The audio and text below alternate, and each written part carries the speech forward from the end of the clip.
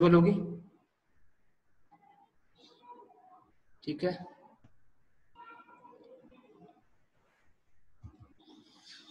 हाँ, तो जैसा कि हम लोग प्रेजेंटेशन लेयर के बारे में बात कर रहे थे, पिछले लेक्चर में हम लोग प्रेजेंटेशन लेयर के बारे में बात कर रहे थे और प्रेजेंटेशन लेयर और उससे पहले हम लोग सेशन लेयर के बारे में बात कर रहे थे। तो हम लोग जब प्रेजेंटेशन लेयर के बारे में डिस्कस कर रहे थे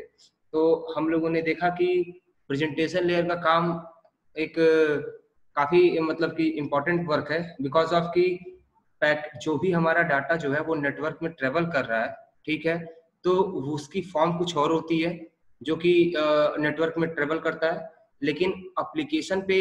जो यूजर को डाटा मिलता है वो जो है वो अलग फॉर्म में होता है। तो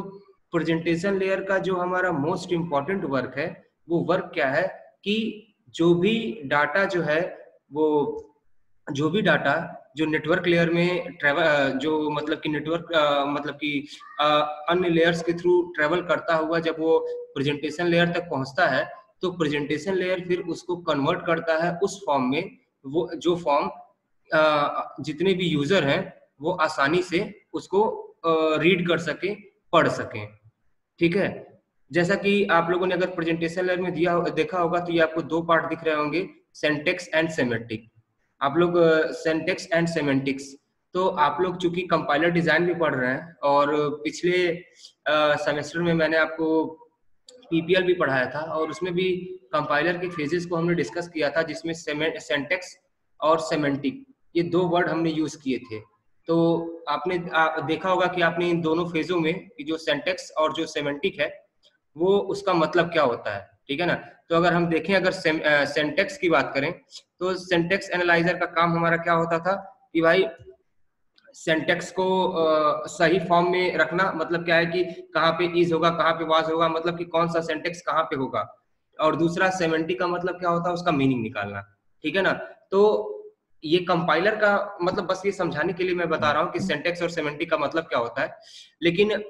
जो मेन पर्पस हमारा प्रेजेंटेशन लेयर का होता है वो बस इतना होता है कि हम किसी भी तरीके से जो हम एप्लीकेशन लेवल पे जो यूजर बैठा हुआ है उस तक जो भी डाटा हमारा पहुंचे उसको उस फॉर्म में मिले कि वो आसानी से उसको रीड कर सके, ठीक है। जैसा कि इससे पहले हम लोगों ने पिछली क्लास में डिस्कस भी किया था।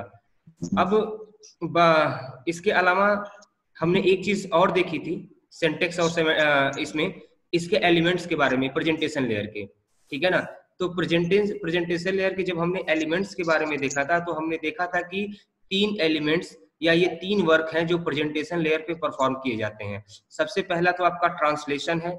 दूसरे की बात करें तो आपका इंक्रिप्शन है और तीसरे की बात करें तो आपका कंप्रेशन है, ठीक है ना। ये तीनों के तीनों एलिमेंट जो है वो नेटवर्क लेयर पे परफॉर्म होते हैं, ठीक है। तो सबसे मैं इन टॉपिक को स्टार्ट करने से पहले ये मैं आपको बता देना चाहता हूँ कि जो ट्रांसलेशन जो सबसे पहले स्टार्टिंग में जो ये अगर हम बात करें इसकी ओएसआई लेयर की, तो ओएसआई लेयर 1976 में डेवलप हुआ था, लेकिन इसका जो इम्प्लीमेंटेशन है वो 1977 में हुआ था, ठीक है ना। तो 1977 में जब इसका इम्प्लीमेंटेशन हुआ था तो उस समय ये जिस तरीके से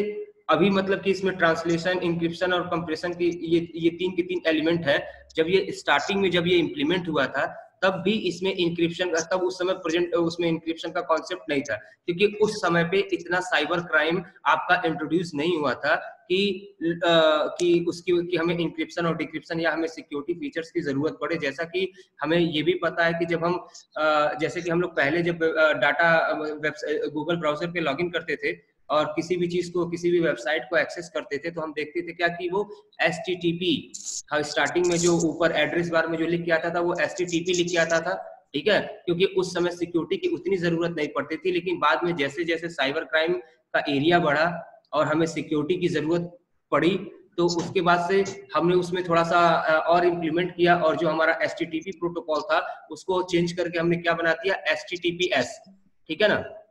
तो ठीक हमारे कहने का मतलब बस इतना है कि जिस तरीके से समय के साथ साथ चीजें अगर और मतलब जैसे खतरा बढ़ता गया उस तरह से हमने उसमें मतलब हमने प्रेजेंटेशन लेयर में इंक्रिप्शन और डिक्रिप्शन की जो फंडा है उसको भी हमने इम्प्लीमेंट कर दिया। अब अगर इंक्रिप्शन डिक्रिप्शन की अगर हम बात कर रहे हैं तो ये टोटली किसके ऊपर, ये केवल सिक्योरिटी पर्पस के लिए यूज होता है, ठीक है ना। तो सबसे पहले अगर हम ट्रांसलेशन की बात करें तो जो कि इसका प्रेजेंटेशन लेयर का जो 3 एलिमेंट्स है उसमें ट्रांसलेशन, इंक्रिप्शन और कंप्रेशन, ये 3 चीजें हमारी होती हैं। तो अगर हम केवल ट्रांसलेशन की बात करें तो ट्रांसलेशन का मतलब तो सिंपल यही है कि भाई वो डाटा हमारा नीचे के लेयर से जिस फॉर्म में भी आ रहा है उसको उस फॉर्म में कन्वर्ट कर देना कि एप्लीकेशन लेयर पे बैठा बंदा उसको आसानी से पढ़ सके, ठीक है ना। तो ये सिंपली ट्रांसलेशन का हमारा काम है कि भाई उसको ट्रांसलेट करना यूजर के अकॉर्डिंग, ताकि यूजर उसको समझ सके, उसको अंडरस्टैंड कर सके और उसके अकॉर्डिंग वर्क कर सके, ठीक है। लेकिन उसके बाद से फिर अगर हम, ये तो हमारा पहला वर्क था ट्रांसलेशन का, उसके बाद से फिर हमारा दूसरा वर्क जो है वो इंक्रिप्शन का है। तो इंक्रिप्शन और माफ कीजिएगा इसमें डिक्रिप्शन भी है, इंक्रिप्शन और डिक्रिप्शन, ठीक है। तो इंक्रिप्शन का मतलब जैसा कि हम लोगों ने कल डिस्कस किया था कि इंक्रिप्शन का मतलब क्या होता है कि भाई प्लेन टेक्स्ट को चीपर टेक्स्ट में कन्वर्ट करना, और डिक्रिप्शन का मतलब क्या होता है चीपर टेक्स्ट को प्लेन टेक्स्ट में कन्वर्ट करना, ठीक है ना। प्लेन टेक्स्ट और चीपर टेक्स्ट को अगर आपको समझना है तो सिंपल क्या है कि प्लेन टेक्स्ट का मतलब क्या है कि डाटा उस फॉर्म में होना जिस फॉर्म में कोई भी उसको आसानी से रीड कर सकता हो, ठीक है ना। और चीपर टेक्स्ट का मतलब क्या है कि डाटा उस फॉर्म में होना जिसमें कोई भी बंदा अगर डाटा को मतलब कि अगर डाटा उस तक पहुंच भी जाए तो भी वो ये ना डिसाइड कर पाए कि वो लिखा क्या है, वो उसको रीड ना कर पाए, ठीक है ना। तो ये आपका चीपर टेक्स्ट होता है। तो प्लेन टेक्स्ट से चीपर टेक्स्ट में कन्वर्ट करने के लिए बहुत सारी एल्गोरिथम्स का हम यूज करते हैं, और वो एल्गोरिथम्स जो है वो हमें ये फैसिलिटी प्रोवाइड करती हैं कि हम वो जितनी भी एल्गोरिथम्स हैं वो हमें ये फैसिलिटी प्रोवाइड करती हैं कि हम मतलब कि अपना जो इंफॉर्मेशन है, जो इंपॉर्टेंट इंफॉर्मेशन है, जो कॉन्फिडेंशियल इंफॉर्मेशन है, वो उसको दूसरे वर्ड्स में या दूसरे किसी फॉर्म में कन्वर्ट कर देती है, जिससे कि अगर बंदे को अगर उसको मैसेज मिल भी जाता है तो वो ये नहीं समझ पाता है कि मैसेज में लिखा क्या है, या फिर मतलब कि एक्चुअल में वो मतलब कि जो मैसेज है वो क्या कहना चाहता है या उससे इंफॉर्मेशन क्या निकल के आ रही है, ठीक है। तो चूंकि आज की डेट में आप लोग जान रहे हैं कि हैकिंग जो है वो बहुत ज्यादा इन्वॉल्व हो गई है, साइबर क्राइम, हैकर्स हर जगह हमारे मतलब कि मौजूद होते हैं जो हमारे कॉन्फिडेंशियल डाटा को हमेशा चोरी करने की फिराक में बैठे रहते हैं। तो चूंकि जिस तरीके से नेटवर्किंग और इंटरनेट इतना लोगों में पॉपुलर हो गया और आज की दुनिया में सभी लोग हैं जो उसी पर्टिकुलर इंटरनेट के ऊपर डिपेंड हो गए हैं, तो आज हमारे इंफॉर्मेशन को ट्रांसफर करने का जो सबसे बड़ा जरिया है वो हमारा इंटरनेट ही है, ठीक है ना। तो इंटरनेट पे चूंकि हमारा सारा इंफॉर्मेशन एक जगह से दूसरी जगह ट्रेवल कर रहा है, तो उसको दूसरों से बचा सकें इसलिए हम अपना इंक्रिप्शन डिक्रिप्शन का कॉन्सेप्ट यूज करते हैं। इंक्रिप्शन का मतलब होता है सिंपल, आपको पता है कि प्लेन टेक्स्ट से चीपर टेक्स्ट। तो ये प्लेन टेक्स्ट से चीपर टेक्स्ट में अगर कन्वर्ट करने की बात करें तो बहुत सारी एल्गोरिथम्स जो यूज होती हैं, जैसा मैंने आपको बताया था कल की अगर ए है, बहुत सारी एल्गोरिथम है जो अपने से चौथे या तीसरे वाले वर्ड में कन्वर्ट कर देती हैं, ठीक है ना। तो कुछ एल्गोरिथम में तो फिक्स होता है कि भाई अगर पहला वर्ड है तो वो तीसरे से कन्वर्ट होगा, तीसरा वर्ड है तो वो अपने अगले वाले तीसरे वर्ड से कन्वर्ट हो जाएगा, ठीक है ना। कुछ ऐसे भी एल्गोरिथम है जिसमें हम अपने हिसाब से ये डिसाइड कर सकते हैं कि अगर पहला वर्ड है तो वो तीसरे से कन्वर्ट होगा कि दूसरे से कन्वर्ट होगा, कि चौथे से कन्वर्ट होगा कि छठवें से कन्वर्ट होगा, ठीक है ना। तो इस तरीके से क्या होता है कि जैसे कि अगर हमने ए लिखा तो अगर हमने तीसरा डाला हुआ है तो क्या ए सी से रिप्लेस हो जाएगा, अगर हमने बी लिखा तो वो डी से रिप्लेस हो जाएगा। तो अगर सपोज कीजिए कि अगर कोई बंदा अगर हमारा सर्वर पे बैठा हुआ है या फिर कहीं बीच में नेटवर्क में ताक लगा के बैठा हुआ है कि हमें इसके मैसेज को रीड करना है, तो अगर उसको मैसेज मिल भी जाता है तो उसको उस मैसेज से जो एक्चुअल इंफॉर्मेशन है उसका पता नहीं लगता, ठीक है। तो इसी का मतलब हम अपने डाटा को सिक्योर करने के लिए इंक्रिप्शन का यूज कर रहे हैं। दूसरी तरफ क्या है डिक्रिप्शन, कि भाई हमने इंक्रिप्ट कर दिया और पर्टिकुलर बंदे को भेज दिया। अब बंदे को जब मिलेगा तो बंदा उसको डिक्रिप्ट भी मतलब कि उसको डिक्रिप्ट फॉर्म में भी होना चाहिए ताकि बंदा उसको आसानी से समझ सके, ठीक है ना। तो प्रेजेंटेशन लेयर का ये भी कॉन्सेप्ट है कि वो उसको डिक्रिप्ट भी कर सके। इंक्रिप्शन डिक्रिप्शन का ये जो कॉन्सेप्ट है ये टोटली की के ऊपर डिपेंड करता है कुछ मामलों में क्या होता है कि जब बंदा मतलब कि ये टोटल की के ऊपर डिपेंड करता है कि की के थ्रू वो इनक्रिप्ट किया जाता है और की के थ्रू उसको डिक्रिप्ट भी किया जाता है। तो कहने का मतलब क्या है कि आज के मॉडर्न जमाने में साइबर क्राइम को देखते हुए प्रेजेंटेशन लेयर में हमारा इंक्रिप्शन और डिक्रिप्शन का भी कॉन्सेप्ट ऐड कर दिया गया, लेकिन ओल्डर मतलब पुराने समय में हमारा ये कॉन्सेप्ट प्रेजेंटेशन लेयर में इन्वॉल्व नहीं था। और क्या कहते हैं कि चूंकि ये टोटली ये सारी चीजें भाई वो एप्लीकेशन डेवलपर के ऊपर है कि जो भी बंदा जो सॉफ्टवेयर इंजीनियर जो डेवलप कर रहा है वो डिसाइड करता है कि अकॉर्डिंग टू टाइम क्या उसमें और नए फीचर्स ऐड होने चाहिए या क्या नए फीचर या क्या किन पुराने फीचर्स को हमें रिमूव कर देना चाहिए, ठीक है ना। तो ये टोटली जो भी बंदा इसको डेवलप करता है वो उसको डिसाइड करता है, इंक्रिप्शन और डिक्रिप्शन, ठीक है। एक चीज मैं आपको और बता देता हूँ कि चूंकि प्रेजेंटेशन लेयर का काम क्या होता है, इंक्रिप्ट करना भी और डिक्रिप्ट करना भी। तो अगर सेंडर सेंड कर रहा है तो अगर सेंड कर रहा है तो सेंडर साइड में जो प्रेजेंटेशन लेयर है उसका काम क्या होगा, मैसेज को इंक्रिप्ट करना। और जिस रिसीवर के पास वो मैसेज पहुंचेगा तो रिसीवर साइड पे वही सेम प्रेजेंटेशन लेयर क्या करेगी, उसी मैसेज को डिक्रिप्ट करेगी, ठीक है ना, ताकि अगला बंदे को जब मैसेज मिले तो वो अगला बंदा आसानी से उस मैसेज को रीड कर सके और उसको समझ सके कि एक्चुअल में बंदा मतलब कि जो इंफॉर्मेशन है वो हमें क्या कहना चाहती है, ठीक है। तीसरी चीज बात आती है कंप्रेशन की। तो इसका मतलब क्या होता है कि भाई सिंपल हम जानते हैं कि डाटा को कंप्रेस कर देना ताकि डाटा हमारा छोटा हो जाए। डाटा हमारा छोटा हो जाए का मतलब क्या है कि वो अगर सपोज कीजिए 10 MB का है तो वो अगर कंप्रेस करने के बाद अगर वो 7 MB का हो जाता है या 6 MB का हो जाता है तो उससे क्या है कि पैकेट का साइज थोड़ा डिक्रीज हो जाता है और हमारा इंफॉर्मेशन भी लॉस नहीं होता, जो कि पर्टिकुलर मतलब कि कहने का मतलब क्या है कि जो हमारा ओरिजिनल कंटेंट होता है वो ओरिजिनल कंटेंट भी एज इट इज रहता है और हमारा डाटा भी लॉस नहीं होता, ठीक है। तो हमारा डाटा भी लॉस नहीं होता और हमारा जो ओरिजिनल कंटेंट है उसका साइज भी छोटा हो जाता है। ये साइज छोटा करना केवल मतलब कि यहाँ पे साइज को डिक्रीज करने का मतलब क्या है कि हम अपने थ्रोस्पुट को बढ़ाना चाहते हैं। जैसे क्या है कि अगर कोई मान लो सपोज कीजिए कि अगर उसका बैंडविड्थ उसका जो थ्रोस्पुट है वो कम है, ठीक है, और अगर हम उसमें ज्यादा MB की फाइल को सेंड कर रहे हैं तो कहीं ना कहीं क्या होगा कि उस पैकेट को सेंडर से रिसीवर तक जाने में ज्यादा टाइम लगेगा, ठीक है। दूसरी चीज क्या है कि मैंने आपको डिस्कस किया था कि जो एरर मतलब कि जो डिले की जब हम लोग बात कर रहे थे तो हमने कहा था कि एक आपका क्या होता है कि क्यूइंग डिले होता है, सॉरी ट्रांसमिशन डिले होता है, प्रोपागेशन डिले होता है, क्यूइंग डिले होता है और प्रोसेस डिले होता है। तो अगर हमारे पैकेट का साइज बड़ा है, ठीक है, तो अगर हमारे पैकेट का साइज बड़ा है तो ट्रांसमिशन डिले भी उसका बढ़ जाएगा, प्रोपागेशन डिले भी उसका बढ़ जाएगा, ठीक है, और उसका प्रोसेसिंग डिले यानी जब रिसीवर की मशीन पे पहुंचेगा तो रिसीवर की मशीन का जो प्रोसेसिंग डिले है, सपोज कीजिए कि अगर उसका प्रोसेसिंग स्पीड थोड़ी कम है, उतनी अच्छी नहीं है, तो वो भी क्या करेगा कि उतने ज्यादा MB की फाइल को अपलोड करने में या उसको एक्सेस करने में उसको ज्यादा टाइम लगाना पड़ेगा, ठीक है ना। तो चूंकि टाइम का यूज कम हो मतलब कि और हमारा मकसद क्या होता है कि हम पैकेट को या हम अपनी इंफॉर्मेशन को जल्दी से जल्दी अगले बंदे तक पहुंचा सके। तो अगर हमारा ये मोटो है कि हम पैकेट को जल्दी से जल्दी अगले बंदे तक पहुंचा सकें तो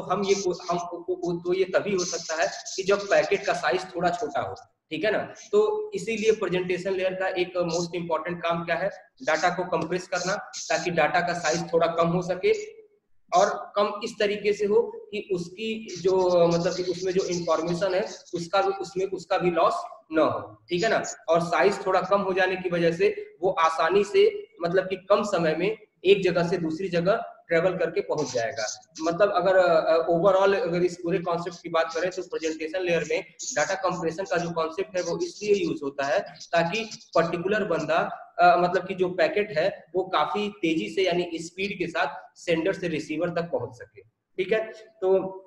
इस तरीके से हम अगर प्रेजेंटेशन लेयर की बात करें तो जैसा कि हमने देखा 3 तरह के हैं, ट्रांसलेशन, इंक्रिप्शन और कंप्रेशन, ठीक है ना। अब अगर आपसे ये पूछा जाता है कि design issue of presentation layer, sorry,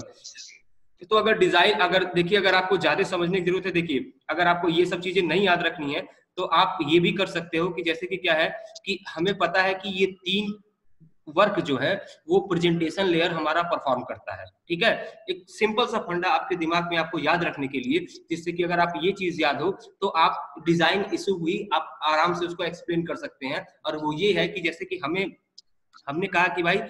ये क्या कहते हैं कि ये 3 है एलिमेंट ऐसे जो प्रेजेंटेशन लेयर पे वर्क करते हैं। तो अभी हमने सबके बारे में भी बताया भी कि भाई ये ट्रांसलेशन है, ये इंक्रिप्शन डिक्रिप्शन है, ये कंप्रेशन है, ये तीनों के तीनों फंडे प्रेजेंटेशन लेयर पे अप्लाई हो रहे हैं। तो सपोज कीजिए कि अगर हम सबसे पहले ट्रांसलेशन की ही बात करते हैं, तो अगर डिजाइन इशू की बात करें तो अगर ट्रांसलेशन के केस में क्या इशू आ सकते हैं, तो अगर ट्रांसलेशन के केस की बात करें तो जैसा हमने बताया कि भाई डाटा को ऐसे फॉर्म में कन्वर्ट करो कि वो आसानी से यूजर जो एप्लीकेशन लेयर पे बंदा बैठा हुआ है उसको आसानी से समझ में आ सके। ठीक है ना, तो सपोज कीजिए कि ट्रांसलेशन करते समय जैसे कि सेमेंटिक और सिंटैक्स की हम बात कर रहे थे, तो अगर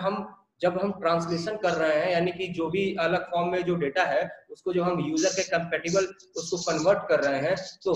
हमें इन बातों का ध्यान मतलब इन बातों का विशेष ध्यान रखना पड़ता है कि जब वो कन्वर्ट हो रहा है तो कहीं ऐसा ना हो कि एक्चुअल जो इंफॉर्मेशन है उसके फॉर्म में थोड़ा चेंज हो जाए। ठीक है ना, जैसा कि हमें पता है बिट बाइट के फॉर्म में डाटा अगर एक जगह से दूसरी जगह सेंड कर रहा है, तो अगर कुछ बिट बाइट में अगर चेंज हो गया तो कुछ बिट्स में अगर चेंज हो गया तो उसका पूरा का पूरा जो कॉन्सेप्ट मतलब जो मीनिंग है वो भी पूरी की पूरी चेंज हो जाएगी। ठीक है ना, जैसे कि हमें पता है कि हम लोग आस्की कोड का यूज करते हैं, हर कैरेक्टर का एक अपना आस्की कोड होता है। ठीक है ना, अब सपोज कीजिए कि किसी के आस्की कोड में अगर कोई बिट अगर कन्वर्ट हो गया, कोई डिजिट कन्वर्ट हो गई, तो उसका पूरा का पूरा सेंस ही चेंज हो जाएगा। तो ये भी एक इशू है ट्रांसलेशन में जिसको हमें ध्यान देना, जिसको मतलब कि ध्यान रखते हुए प्रेजेंटेशन लेयर को डिजाइन किया जाता है। ठीक है ना, ये एक बहुत बड़ा इशू है क्योंकि अगर इंफॉर्मेशन या ट्रांसलेशन में थोड़ी सी भी गलती होती है तो जो एप्लीकेशन लेयर पे बैठा हुआ बंदा होता है वो एक्चुअल इंफॉर्मेशन को समझ नहीं पाता, मतलब या उसके पास जो इंफॉर्मेशन सब पहुंचती है वो इनकरेक्ट पहुंचती है। ठीक है, तो हमें डिजाइन करते समय इसके ट्रांसलेशन का भी पूरा ध्यान रखना पड़ता है कि किस तरीके से ट्रांसलेशन हो रहा है। उसके बाद से अगर हम बात करें इंक्रिप्शन की, तो अगर हम बात करें इंक्रिप्शन की तो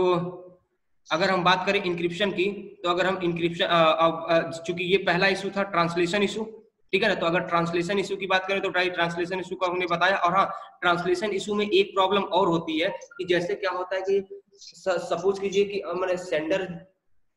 अगर जिस सिस्टम से सेंड कर रहा है उसका ऑपरेटिंग सिस्टम अगर मान लीजिए कि विंडोज 7 या विंडोज 10 यूज कर रहा है, लेकिन जो रिसीवर है अगर रिसीवर के एंड पे अगर वो पर्टिकुलर जो पैकेट पहुंच रहा है वहां पे ऑपरेटिंग सिस्टम लाइनेक्स का यूज हो रहा है। ठीक है ना, तो ऐसे सिचुएशन में भी ट्रांसलेशन में थोड़ा इशू आ सकता है। ठीक है ना, तो इन सारी बातों का हमें ध्यान रखना पड़ता है और इन सब बातों को देखने के बाद ही हम पर्टिकुलर उस लेयर को डिजाइन करते हैं। ठीक है, उसके बाद से फिर क्या है, इंक्रिप्शन की बात करें, इंक्रिप्शन डिक्रिप्शन की बात करें तो भाई इंक्रिप्शन डिक्रिप्शन में भी जैसा कि मैंने आपको बताया कि इंक्रिप्ट करने के लिए अगर इसके इंक्रिप्शन और डिक्रिप्शन में इशू की बात करें तो जैसा कि मैंने आपको बताया था कि इंक्रिप्शन और डिक्रिप्शन इसमें भी बहुत सारी एल्गोरिथम्स का यूज किया जाता है। इंक्रिप्शन एंड डिक्रिप्शन में भी हम जानते हैं कि बहुत सारी एल्गोरिथम्स का यूज किया जाता है, कोई एक एल्गोरिथम नहीं है जो इंक्रिप्शन और डिक्रिप्शन को परफॉर्म करती है। आप लोग आगे चल के जब आप 4th ईयर में जाएंगे तो क्रिप्टोग्राफी एक सब्जेक्ट है, उसको आप लोग पढ़ेंगे और जब आप लोग क्रिप्टोग्राफी सब्जेक्ट को देखेंगे तो आपको पता चलेगा कि बहुत सारी ऐसी एल्गोरिथम्स हैं जिनका यूज हम प्लेन टेक्स्ट से चीपर टेक्स्ट में कन्वर्ट करने के लिए करते हैं और चीपर टेक्स्ट से प्लेन टेक्स्ट में कन्वर्ट करने के लिए करते हैं। ठीक है ना, तो ये भी एक इशू है कि भाई प्रेजेंटेशन लेयर में अगर डाटा किस टाइप की मैकेनिज्म का या किस टाइप की एल्गोरिथम्स का हम यूज करें कि बंदा बहुत ही आसानी से मतलब कि वो जो हमारा प्लेन टेक्स्ट से जो चीपर टेक्स्ट में कन्वर्ट हो रहा है उसको कोई भी बंदा जो आसानी से क्रैक ना कर पाए। ठीक है ना, तो उसके लिए हमें एनालाइज करना पड़ता है कि कौन सा एल्गोरिथम सबसे बेस्ट है। क्या हम एक ही एल्गोरिथम को वहां पे इंप्लीमेंट करें जो प्लेन से चीपर में कन्वर्ट कर रहा है, या हम कई सारे एल्गोरिथम का यूज करें। ठीक है ना, और फिर अगर कई सारी एल्गोरिथम्स का यूज कर रहे हैं तो किस मैसेज के लिए किस टाइप के एल्गोरिथम को यूज करें कि वो प्लेन से चीपर टेक्स्ट में जाए। आप लोग समझ रहे हैं ना मैं क्या कहना चाहता हूँ? समझ में आ रहा है आप लोगों को ये इंक्रिप्शन डिक्रिप्शन और ट्रांसलेशन के बारे में? कि भाई देखो भाई, जब बहुत सारे एल्गोरिथम्स यूज कर रहे हैं हम, तो हमें ये देखना पड़ता है, हमें ये डिसाइड करना पड़ता है भाई कि कौन सा एल्गोरिथम ऐसा है जो आसानी से, मतलब कि जो सबसे बेस्ट हो, ताकि कोई भी बंदा, भाई हैकर है, अगला बंदा अगर हैकर है तो हैकर भी छोटी मोटी चीज नहीं होती है, उसके पास बहुत नॉलेज होगा, ठीक है ना। तो वो क्या कर सकता है कि वो आपकी इंफॉर्मेशन को क्रैक भी कर सकता है कि भाई बहुत हम भले ही कितना चीपर टेक्स्ट में कन्वर्ट करें, लेकिन बहुत से लोग ऐसे हैं कि वो चीपर टेक्स्ट को भी फिर से प्लेन टेक्स्ट में कन्वर्ट कर लेते हैं। तो वहां पे क्या होता है कि तब हम कोशिश करते हैं कि हम ऐसे एल्गोरिथम्स का यूज करें कि कोई भी बंदा आसानी से या फिर एकदम भी चाह के भी उसको प्लेन टेक्स्ट में कन्वर्ट ना कर सके। तो ये सारे इशू हैं जो इंक्रिप्शन के साथ होते हैं, ठीक है। और उसके बाद से फिर अगर हम तीसरी बात करें, जैसा कि हमारा कंप्रेशन की बात आती है, तो कंप्रेशन की बात करें तो यहाँ पे भी क्या है कि कंप्रेशन की अगर हम बात करें तो यहाँ पे भी डाटा को कंप्रेस करने की बात हो रही है भाई, कि डाटा को कंप्रेस किया जाए और डीकंप्रेस किया जाए, ठीक है ना। तो डाटा को अगर कंप्रेस किया जाए तो डाटा ऐसे कंप्रेस हो कि उसका कोई भी डाटा लॉस ना हो। अगर वो रिसीवर एंड पे पहुंच रहा है तो रिसीवर एंड पे भी जब हम उसको डीकंप्रेस, देखिए भाई अब प्रेजेंटेशन लेयर का जैसे मैंने आपको बताया था कि एक मिनट, ये किसकी वॉइस है, प्लीज इसको थोड़ा अपना ऑडियो ऑफ कर लीजिए आप लोग। तो जैसे ऑडियो अपना ऑफ कर लीजिए आप लोग प्लीज, अपना ऑडियो आप लोग प्लीज थोड़ा सा ऑफ कर लीजिए, ठीक है। तो जैसा कि मैंने आपको बताया था कि इंक्रिप्शन और डिक्रिप्शन में अगर सेंडर सेंड कर रहा है तो प्रेजेंटेशन लेयर उसके एंड पे क्या करता है, प्रेजेंटेशन लेयर उसके एंड पे क्या करेगा, इंक्रिप्शन का काम करेगा। और जब रिसीवर के पास वही डाटा मिलेगा तो रिसीवर क्या करेगा, रिसीवर के एंड पे वही प्रेजेंटेशन लेयर क्या करेगा, उसका क्या कहते हैं, डिक्रिप्शन का काम करेगा। सेम उसी तरीके से क्या है कि जैसे ही अगर हम कंप्रेशन के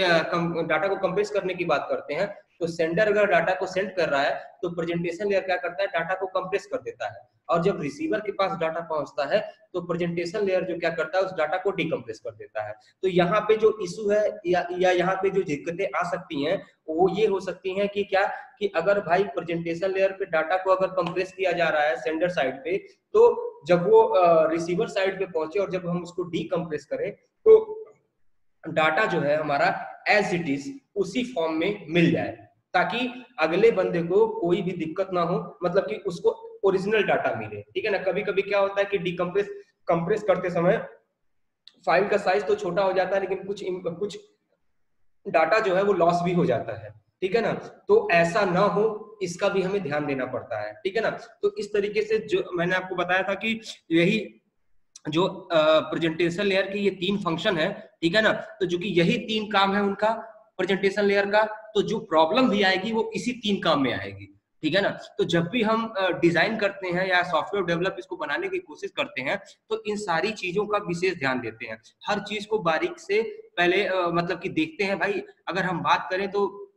आपको पता है, आप लोग सॉफ्टवेयर इंजीनियरिंग सॉफ्टवेयर स्टूडेंट्स हैं, कंप्यूटर साइंस और आईटी के स्टूडेंट्स हैं, तो आपको ये पता है, आप लोगों ने सॉफ्टवेयर इंजीनियरिंग पढ़ी है, तो आपको पता है कि एक सॉफ्टवेयर बनाने से पहले हमें सारी चीजों का, हर बात का, एक एक स्टेप का हमें बखूबी ध्यान देना पड़ता है, ताकि भाई सॉफ्टवेयर अगर एक बार बन गया तो फिर दोबारा से हम उसको, ऐसा थोड़ी कि एक बार हम पूरा सॉफ्टवेयर बना दिए उसके बाद से फिर पता चल रहा है कि अरे यार हम लोगों ने थोड़ी सी एनालिसिस में ये प्रॉब्लम हमारी रह गई थी, तो हम क्या करें कि भाई चलो ठीक है दोबारा से सॉफ्टवेयर बना लेते हैं। तो बार बार सॉफ्टवेयर तो हम दोबारा से बना नहीं सकते। तो जो हमारा पहला स्टेप होता है फिजिबिलिटी स्टडी, हम उसको बहुत ही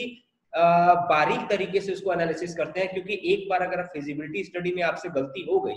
ठीक है ना, तो अगर आप उसके बाद से अगर आप अगला स्टेप कुछ भी अप्लाई करें वो आपका गलत ही होगा। तो इसलिए हम विशेष ध्यान देना पड़ता है हमें फिजिबिलिटी स्टडी पे, ताकि भाई कोई भी चीज अगर हम डेवलप कर रहे हैं, डिजाइन कर रहे हैं, तो सबसे पहले उसका क्या मोटो है, ठीक है, उसको हमें आइडेंटिफाई करना पड़ता है, और उस मोटो को परफॉर्म करने के लिए कितने टाइप की कौन कौन सी प्रॉब्लम्स जो है वो आपको फेस करनी पड़ सकती है, ठीक है ना। तो इन सारी बातों का हमको ध्यान देना पड़ता है, ठीक है। तो यही चूंकि यही 3 इसका काम है, तो इन्हीं तीन कामों में जो दिक्कतें आती हैं उसी को हम इससे रिलेटेड इशू कहते हैं। तो आप लोगों को उसके बाद से फिर चूंकि कंप्रेशन की, डाटा कंप्रेशन की हम बात कर रहे हैं, तो डाटा कंप्रेशन की अगर हम बात कर रहे हैं, तो अगर हम ध्यान से देखें तो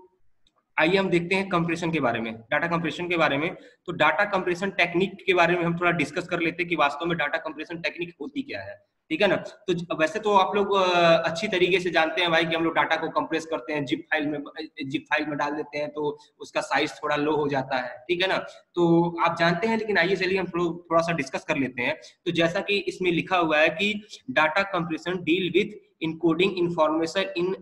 इन as few bits as in possible और responsible, the purpose to reduce resource requirement, ठीक है ना। यानी डाटा कंप्रेशन का काम क्या है, मोस्ट इंपॉर्टेंट जो काम है वो क्या है कि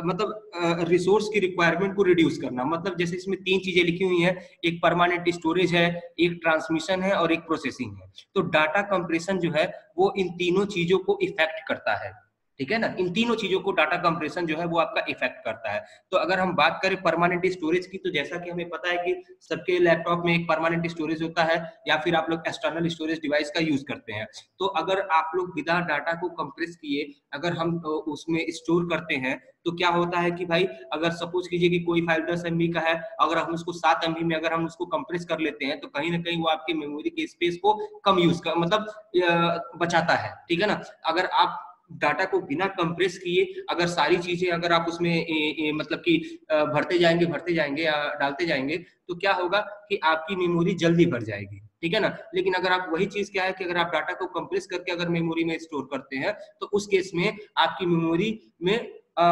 विदाउट कंप्रेशन डाटा को बिना डाटा को कंप्रेस किए जो